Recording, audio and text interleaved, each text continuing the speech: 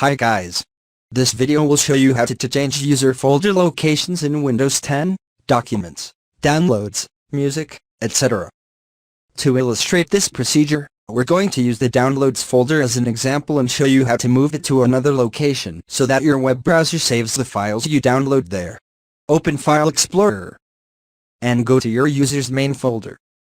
Right-click the folder that you want to move to a new location and select Properties. In the Properties window for the selected folder, go to the Location tab. There, you can view its current location on your computer. Click or tap Move. A new window named Select a Destination shows up. Browse to the new location where you want the folder to be moved and click or tap Select Folder. To apply the change, click or tap OK. You are asked if you want to move all the existing files from the old location to the new one.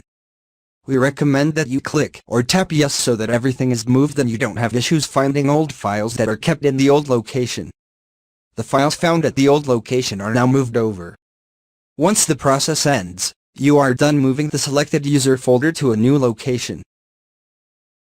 As you can see, in Windows 10, it's easy to move user folders wherever you want, regardless of whether you wanted to know how to change the document's location, or change the location of your Downloads folder in Windows 10.